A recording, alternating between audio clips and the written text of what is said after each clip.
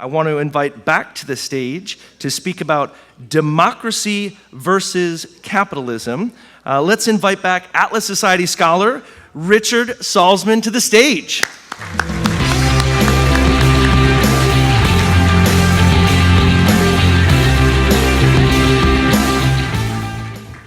Thank you all for coming.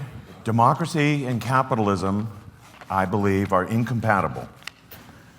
And I'll explain that in a moment, but part of my theme also is more of a warning. We have to stop deifying democracy. Now, to this audience, deification suggests a deity, suggests a mystical, unreal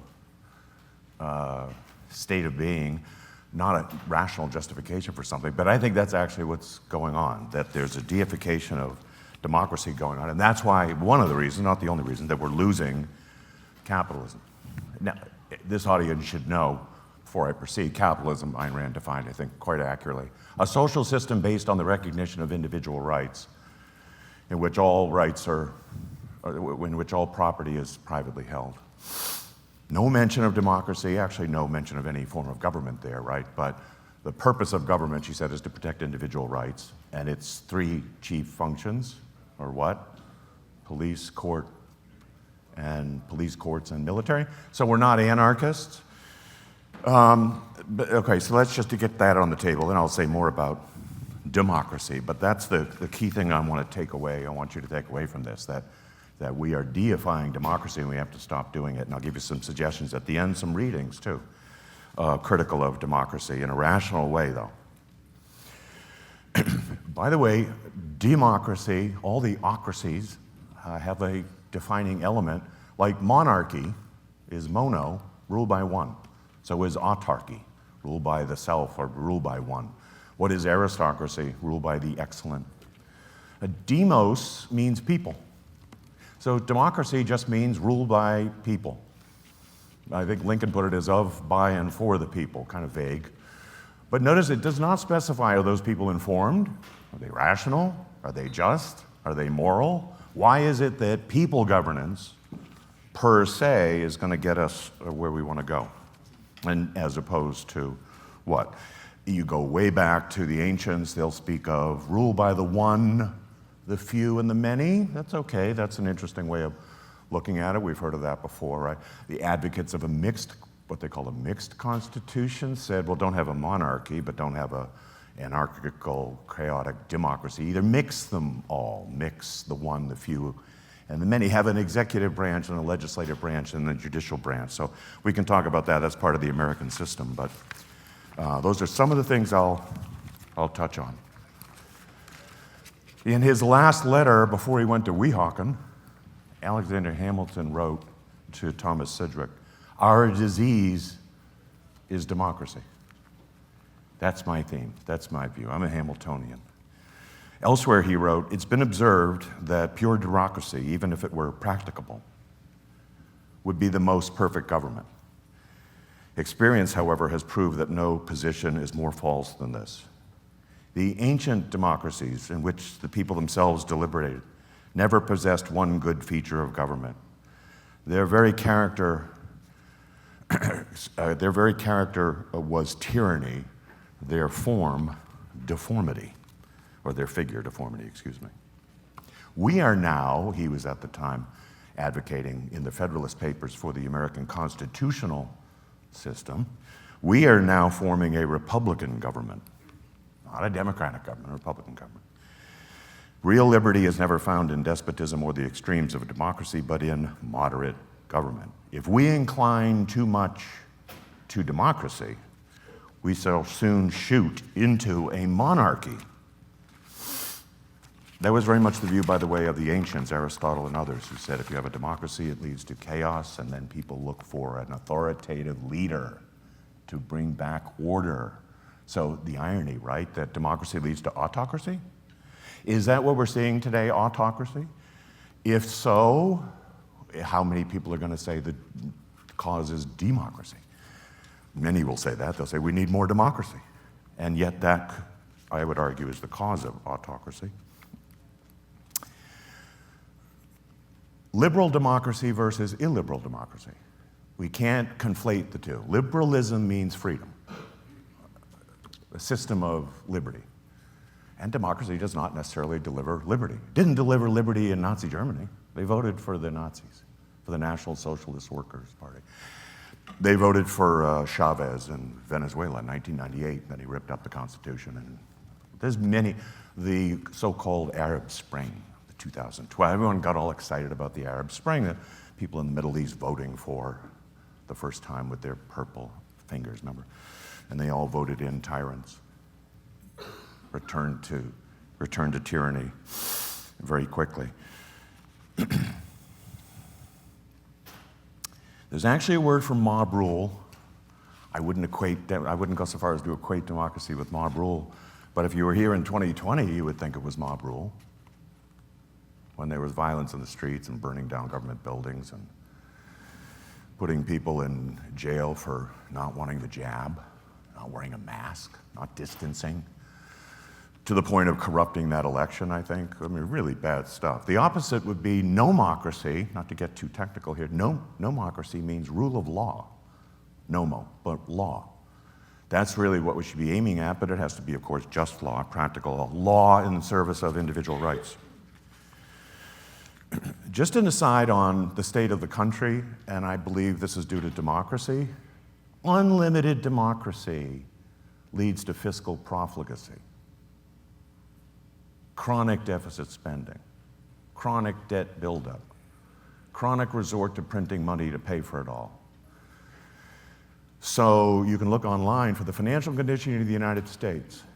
They have reports, financial condition of the country, of the government. Insolvent. It's insolvent. The assets are short of the liabilities. What are the liabilities? Part of it is the national debt, 40 trillion now. Part of it is the unfunded part of it, which is Social Security and all the other stuff. That's 10 times 40. That's about 400 trillion. Way more than the assets. The Federal Reserve is insolvent. I don't know if you knew that. The central bank of the country is insolvent. It's got a negative net worth. The country is going bankrupt because democracy has given us already, a burgeoning welfare state, a burgeoning warfare state, unending wars that we always lose, and it costs a fortune. At least since World War II, the U.S. has not won a war. Not really. Cold War. And in addition to welfare and warfare, I would include lawfare. I know that's usually meant to refer to the agencies going after people, but I think of the entire regulatory state, the alphabet agencies, the huge, what they call the swamp now. If you think about it, they call them unelected bureaucrats. So they're bad because they're not democratically elected, notice. The democracy is always the standard. But who created that bureaucracy? Congress. Who created the Congress? Democracy. They voted for congressmen who, given 4 agencies at the outset, 4 legitimate agencies, Treasury, State, War, Justice, those are the 4 cabinet agencies in the beginning, right? Legitimate functions of government. How many are there now in the US? 16. You know them: agriculture, education, interior, Commerce Department, Energy Department, Transportation Department, right? A government department with a bunch of unelected rule writers. It's not the separation of powers, is it? That whole 4th branch of government, if you want to call it that. Writes laws, judges laws, passes laws, enforces laws, and none of them are elected. But they were made possible by elected officials. They're the ones who created them and put them in the executive agency, put them in the executive branch. So a complete violation of the separation of powers principle, that is a path toward tyranny, but it wasn't caused by an autocrat. It was caused by the Congress, duly elected Congress. A couple of things on nomenclature which might help. Democracy. You could put democracy down as 3 types. Now listen to this closely, this is interesting. Direct democracy. That's what something like Rousseau and others, the French radicals, wanted. Direct democracy is you vote on issues. Where do they do this most in America? California. It's called referendum. Anyone here from California? You vote on issues, don't you? What do you think? Should we have gay marriage or not? And people vote on issues, usually having to pertain with people's rights, too. And you imagine everyone voting nationally on every issue? Indirect democracy is, as you might imagine, you vote for someone who votes, right? You vote for a rep who will vote on issues. See why it's a one step removed?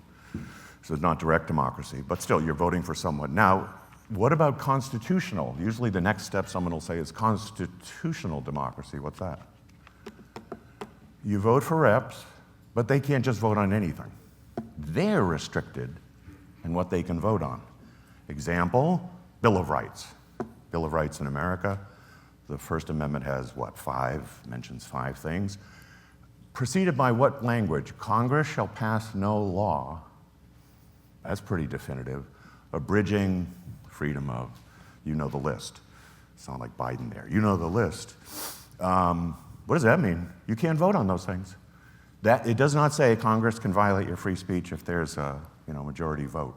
So that's interesting because that's basically off limits, right? Well, that's not pure democracy. See how we're moving away from democracy. But the real believers, the true believers, absolutely believe that we should be moving toward direct democracy. So if you think of those 3 things, the closest to capitalism would be the constitutionally limited government that protects individual rights, including property rights. That's why I'll often say, if people ask me, well, what system are you advocating? I'll often say constitutional capitalism. One, I like alliteration.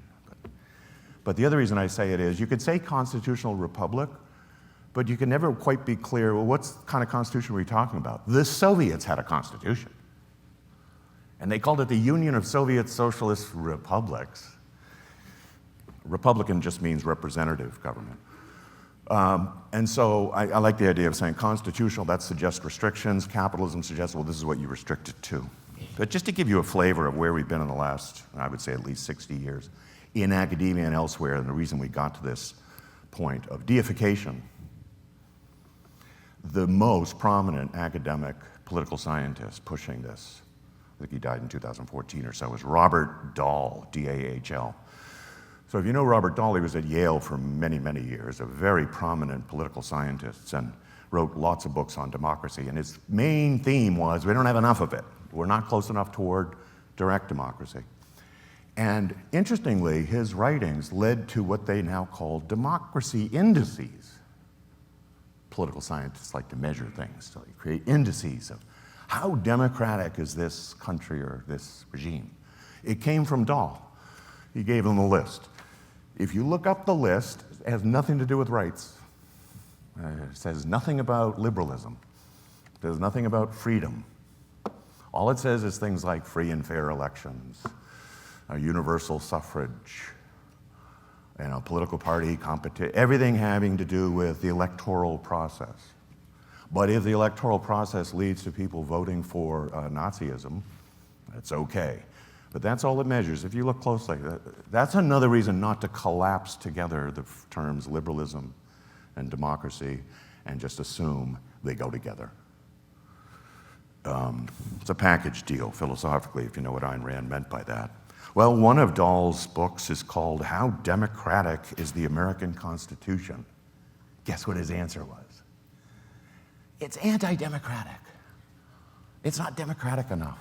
And you know, the Democrat crazies want to get rid of the Electoral College. They want more than 2 senators per state. They want to get rid of the filibuster in the Senate, which protects the minority view. See, the majority must always run roughshod over the minority. What did Ayn Rand say? That the smallest minority is the individual. Yes. So if you believe in individual rights, you can't be for democracy. Democracy is a majoritarian juggernaut that will run roughshod over the individual if the individual dares be different. So how democratic is the American Constitution? He says it's not democratic at all and needs to be either scrapped or changed dramatically. Now, what about, here's another one, more recent. That was a 2002 book. Last fall, the dean of the Berkeley Law School, if you know him, Erwin Cherminsky, wrote a book called No Democracy Lasts Forever, How the Constitution Threatens the United States. Unquote. The Constitution threatens the United States. Why? Because it's restraining the democratic will. This is the head of the law school at Berkeley saying the Constitution is an impediment to American greatness, or whatever he's calling it. My colleague at Duke, Nancy McLean, not really my colleague, she's just in the history department. I've never met her. Well, I have met her because I've read this book, and I've met her. Democracy in Chains, The Deep History of the Radical Right's Stealth Plan for America. Stealth plan. No conspiracy theory there. 2017. Notice the phrasing. Democracy in chains. What are the chains? Constitution. See? Get rid of these chains. Like we're against slavery. We take the chains off of slaves, right? Get the chains off of this democratic juggernaut. Democracy in chains. We want democracy liberated from these arcane founding fathers and their pack the court is another one, right? Increase the number of people in the Supreme Court. Why? Are the Supreme Court are they elected officials? No. Not just that, they're tenured. They're not even term limited. So the Democrat crazies want either term limits or increase the court from 9 to 18 or whatever, especially if it's Democrats in the White House. What did they do in Venezuela? They doubled the court from 13 to 27 under Chavez and Maduro. They put in half their people. Why? Because democracy demands it.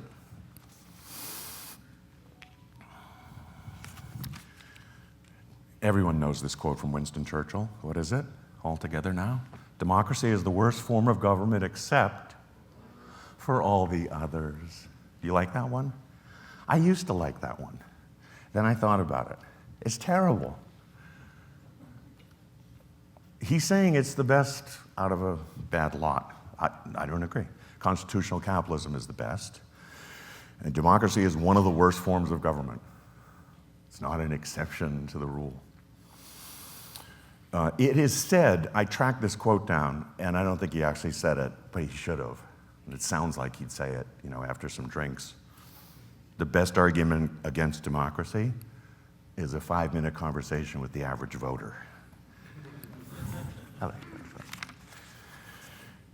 Ayn Rand, very much like H.L. Mencken, the journalist, intellectual from the 20s, who I think wrote for the Baltimore Sun, very witty, wrote Notes on Democracy, highly recommended. You can get it online, 1927. Notes on Democracy by H.L. Mencken. Here's some excerpts. Democracy is the theory that the common people know what they want and deserve to get it good and hard. Unquote. Democracy is a pathetic belief in the collective wisdom of individual ignorance. A very elitist view, isn't it? Democracy is a religion, the worship of jackals by jackasses. And lastly, Mencken. In democracy, government is a broker in pillage, and every election is an advanced auction on stolen goods. Yes, I will vote for more spending. One side loves that. What's the other side going to say? So they don't get beat. I'm for lower taxes. Do you know your math? If spending goes up, taxes go down. What's the difference? Deficit. It's in the electoral motivation. It's built in. Right? The Republicans actually used to chase after the Democrats when they would boost the budget. And we got to raise taxes and go pay for all this because we're responsible. And then Reagan and Kemp said, what the hell is that all about? We're going to be tax cutters. Let them worry about their spending, but we're not going to run around and pay for their excess. Well, so the combination is both parties are biased toward deficit spending. That was my earlier point about fiscal profligacy. Well, you must know that the founders, I already mentioned Hamilton, were against democracy. They didn't just fail to mention it, they hated it. And they said this in the Federalist Papers, and they said it elsewhere. And in the documents themselves, if you're you should know this as an American, the Declaration does not mention democracy or advocate democracy. The Constitution does not mention democracy or advocate democracy. The Constitution actually promises, who knows what article this is, a Republican form of government. It says that in the Constitution. We pledge to ensure that there's a Republican form of government. That's in the 4th article, after the first 3 important ones. Article 4, Section 4. A Republican form of government. Interesting. The Pledge of Allegiance to the flag of the United States of America and to the republic for which it stands. The flag stands for a republic. The Democrat Party in America was founded in 1828. Its first major figure was Martin Van Buren from New York, but the really famous one was Andrew Jackson. But if you go back earlier, the Jeffersonians are the root of the Democrat side of the ledger, if you will, whereas the Washington, Hamilton Federalists of that period, they were at each other's throat, right, are the lineage to the Republican Party in America. So the Republican Party in America, 1854, Lincoln was the first candidate, presidential candidate. So I think it's very interesting that the 2 major parties in America do have this major contest in their names. And yet the Republicans run around saying they're for democracy. They're reluctant to say they're for the Republic. And they're reluctant to be critical of democracy, as you know. And I think it's not controversial to say that the long lineage of the democracy side of the ledger in America, from Jefferson to Wilson, well, from Jefferson to Jeff Davis, if you know who he is, to Wilson, to FDR, to LBJ, to Obama, is anti-capitalist through and through. It just is. Agrarian in the beginning, feudal, pro-slavery. The North, where the Hamiltonians were, Boston, Hartford, New York, they were Federalists. They wanted a constitution. They were abolitionists. They believed in manufacturing and finance and trade, not just farming, whereas the other side thought all those were corrupt and corrupting us. Now, is either party, uniquely pro-capitalist today? No. But I would say the long lineage, if you want to part the seas this way, and I think it's helpful, is the Republicans have generally been more pro-capitalist. And I think that's not coincidental, because they're Republicans. And at root, if they knew their history, which they should be very proud of, actually, the Abolition Party, should know that republicanism goes with capitalism, and that democracy does not.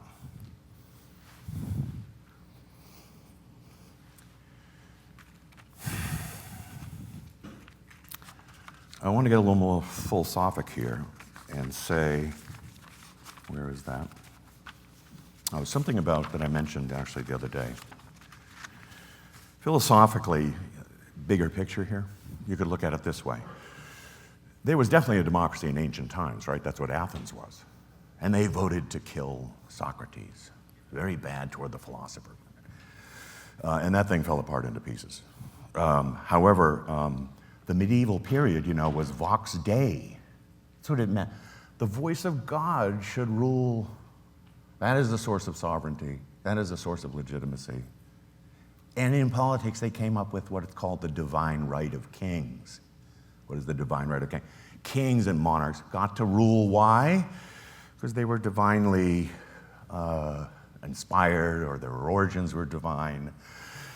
John Locke refuted this in the first treatise of government, not the second treatise of government, but the theory had been, well, they all came from Adam. All the kings came from Adam, the first. The Enlightenment threw that out, didn't it? Why did all the kings start falling or get thrown off in independence movements? Because vox intellentia, I think I pronounced that right, but it's close enough, the voice of reason. That's what the Enlightenment is. The voice of reason. Reason and man's nature shall be the basis for justifying government, not the voice of God. That's medievalist. Well, where are we now? Vox populi. That came soon after the Enlightenment. The Enlightenment didn't last long. There was a counter-Enlightenment. The 1820s, 1830s, Hegel. And now, if reason is out, anti-enlightenment, but also God is dead, what's left? What's left to justify government? The will of the peeps, the sheeple, vox populi. The phrase used to be vox populi, vox Dei. What does that mean? The voice of the people is the voice of God. See how they just replaced it? They just said, we have a new God. It's the people. How do you measure that? By majority vote. Think of it this way. Instead of deity, you bow down to, genuflect, deity. Instead, society. Society, everything's society now, isn't it? A society believes this. We should be doing this for society. Society. Genuflect, society, translate the popular will, translate populism, translate the demos. See the new deification? We're deifying the peeps and whatever they happen to believe. Because Robert Dahl told us it's not about liberalism or rights, it's about voting methods and who gets to the voting booth. And the new thing now is to make sure inmates can vote. We don't have universal suffrage yet. The inmates aren't voting. So that's more philosophic background. The problem we have here is we certainly don't want to go back to Vox Dei and the divine right of kings. But we need to reestablish the Enlightenment and base government on the voice of reason and rationality and limited government and checks and balances and all the things the founders taught us. And they did that at the time because they were in the Enlightenment era. We're not in an Enlightenment era anymore. And that's why people are deifying democracy. They have to go somewhere. Like Ayn Rand said, you had to get a philosophy from somewhere. It could be a grab bag of things. And people do need to say, what justifies government? This is a big and powerful thing. What's the basis for it? And notice the sides we're debating with. Christian, socialists, or nationalists, they both exist. So they want to go back to Vox Dei. That's their justification. And most secularists laugh at them and say, we've already done that. Yeah, but the only alternative is Vox Populi. And we, as rational people, are looking at this debate saying, you're both wrong. It's not Vox Populi, deifying democracy, and it's not Vox Dei.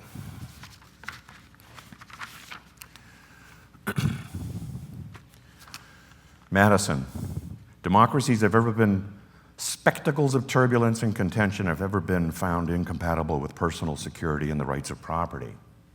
Yeah, incompatible with capitalism. That's what I said at the outset. And have in general been as short in their lives, as violent in their deaths. So if we want to channel the founders, okay, I'm okay with that. They're not Democrats. They're anti-democrats. So yeah, by all means, pay attention to the founders. They are Republicans at root when you think about it. Ayn Rand, democracy in its original meaning refers to unlimited majority rule. A social system in which one's work, one's property, one's mind, and one's life are at the mercy of any gang that may muster a vote of the majority at any moment for any purpose. Unquote, Ayn Rand on democracy. That's from the Ayn Rand letter. Quote, textbook of Americanism, if we discard morality and substitute for it the collectivist doctrine of unlimited majority rule, it's the collectivist doctrine, not the individualist capitalist one. If we accept the idea that a majority may do anything it pleases, that anything done by a majority is right because it's done by a majority, this being the only standard of right and wrong, right? Because the objective standard is out, reason is out. How are men to apply this in practice to their actual lives? Who is the majority? In relation to each particular man, all other men are potential members of that majority, which may destroy him at its pleasure at any moment. Then each man and all men become enemies. Oh, what is all this social and cultural conflict and tumult? And everyone's at each other's throat. Geez, I wonder. And the answer, apparently we need more democracy. No, she's saying that's the source of it. That's the source of this at each other's throat. I'm in the majority, you're not. And I'm in the moral majority. If you're old enough to remember what that means, that's the evangelical approach. But that's the Democrat thesis, isn't it? I'm in the majority, therefore I have moral authority. Why is there rectitude in the multitude? That's what they assume. I'm in the multitude. I have rectitude. I have moral sanction. Peikoff, quote, "The American system is not a democracy, it's a constitutional republic. A democracy, if you attach any meaning to the terms, is a system of unlimited majority rule. The classic example is ancient Athens, and the symbol of that is the fate of Socrates, who was put to death legally because the majority didn't like what he was saying. Democracy, in short, is a form of collectivism which denies individual rights. The majority can do whatever it wants with no restrictions. In principle, the democratic government is all-powerful. Democracy is a totalitarian manifestation. It's not a form of freedom."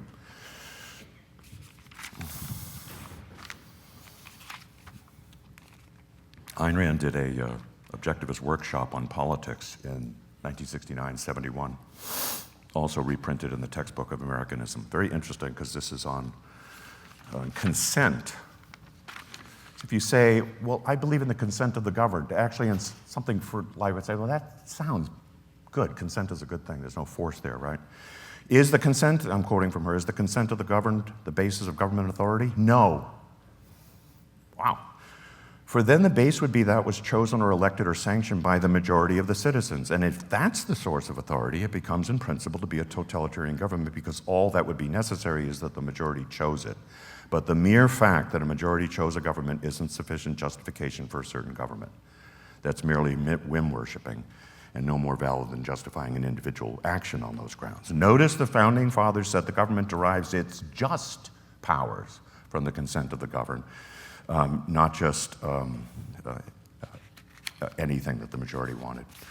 And one quickly on voting. You can get this from the Ayn Rand lexicon. There's sections on democracy, sections on representative government, sections on voting. On voting, she says, the right to vote is a consequence, not a primary cause of a free social system. And its value depends on the constitutional structure implementing and strictly delimiting the voter's power. Unlimited majority rule is an instance of the principle of tyranny. Now I want to wrap up here by saying the good news is I do have some very quickly recommended readings for this approach I'm taking. Start with the Federalist Papers. The Federalist Papers have these sections on democracy, but also read de Tocqueville. Some conservatives out there will love Alexis de Tocqueville. I do too. Democracy in America, 1840. There's an entire section on tyranny of the majority. What is the main risk to this democracy? It wasn't really a democracy at the time, but he said, what is the main risk here? That the majority will tyrannize. So that's a great section. It's not the whole book, it's just a section of it. Sir Henry Maine, M-A-I-N-E, read his Popular Government from 1885. It's awesome. There's a whole section called The Nature of Democracy. And it's a Victorian critique of unlimited majority rule. Also, one of my favorites, Mallock, M-A-L-L-O-C-K, William Mallock, wrote 4 or 5 excellent books, defending capitalism, by the way, and The Men of the Mind. But he wrote a book called The Limits of Pure Democracy, so also a critic, 1918. H.L. Mencken, I already mentioned, Notes on Democracy. Sinclair Lewis, one of mine's favorite writers, wrote a book, a fiction, It Can't Happen Here, which I read a couple summers ago. It was awesome. Fascism Coming to America by Vote, 1935, during the fascist decade. Hayek, Road to Serfdom, 1944. Tolman, T-A-L-M-O-N, The Origins of Totalitarian Democracy, 1952. Why would it be written right then? Because we just observed Europe voting for totalitarians. Democracy, the God That Failed, by Hoppe. He's an anarchist, but it's still a good critique. Peikoff, The Ominous Parallels, 1982. Fareed Zakaria from CNN, remember him? Illiberal Democracy, a great book. A Democrat worried about illiberal democracy, that's from 2007. And finally, Jason Brennan, who's up in Georgetown, Jason's a decent scholar, Against Democracy, 2016. That's the name of it, Against Democracy. It caused a stir when it came out. I'll leave it at that. I have fun stuff called The Paradoxes of Democracy, little puzzlers that might interest you, but let's leave questions now. I think we have 7 or 8 minutes. Yeah, we got time for probably about 2 questions. One more round of applause for Dr. Salzman. Thank you. A very important topic. Right here in the front.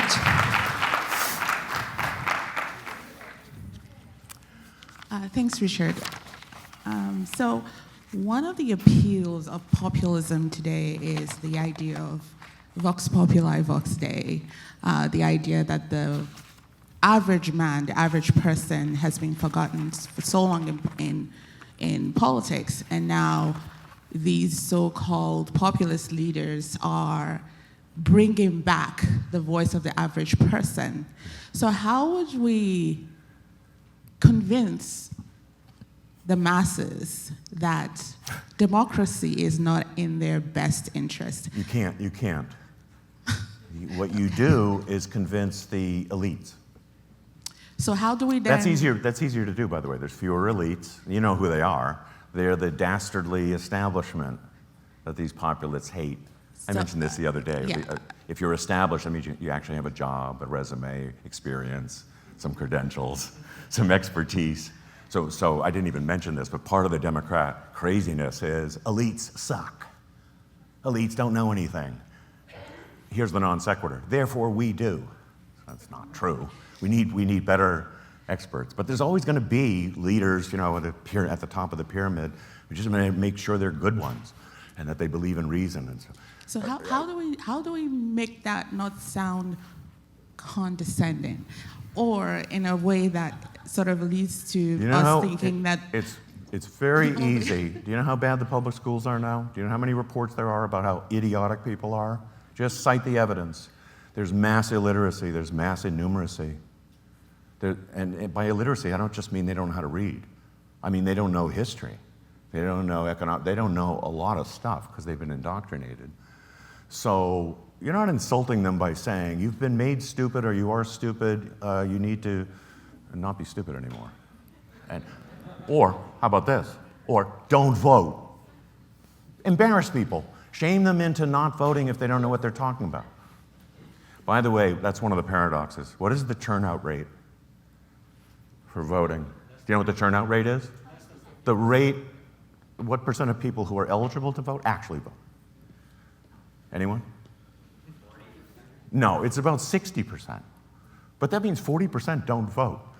So they have this universal suffrage. It's not quite clear actually why people don't vote. Some of it could be, I have no choice. This is like Tweedledum and Tweedledee, I shouldn't bother. Or I have other things to do, I have to pick the kids up at school. Be another one.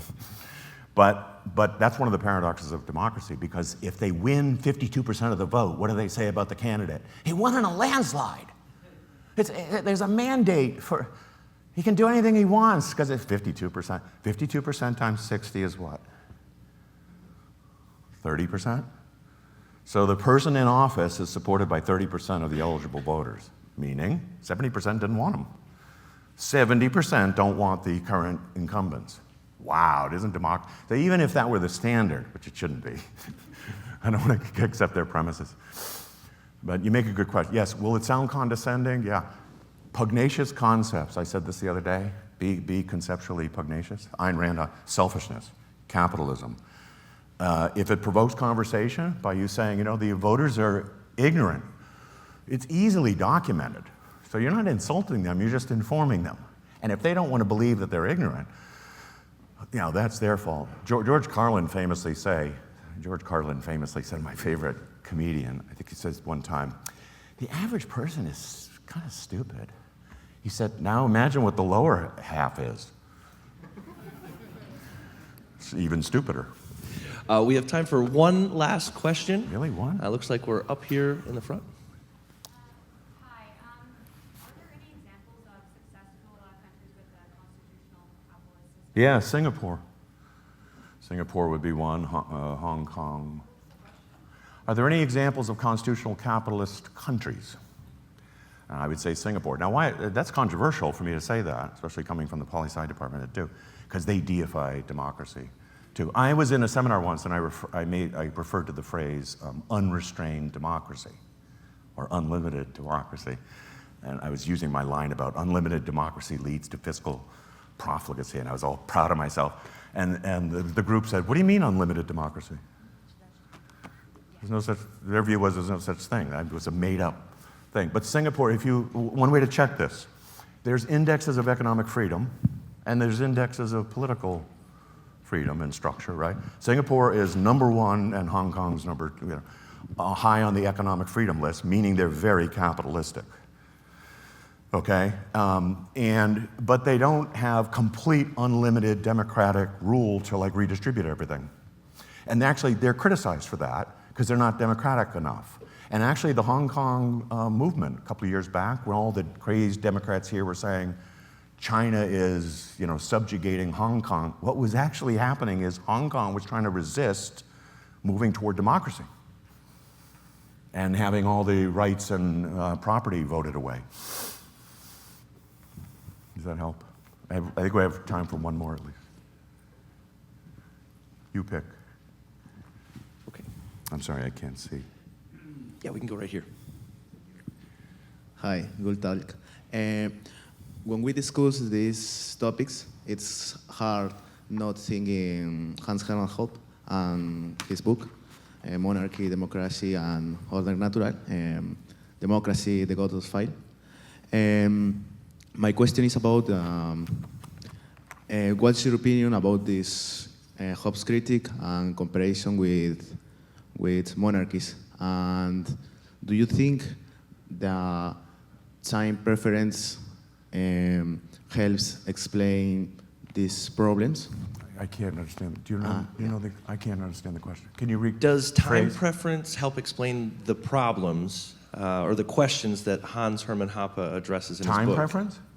That's too technical. I know what you mean. We can talk afterwards. That's too technical. Okay. It's a good question, but it's too technical. I just want to leave you with this. I'm actually optimistic. I mean, democracy has a very bad record. And I just want to make sure that our side, the liberty movement, should really be careful about deifying anything, but deifying democracy.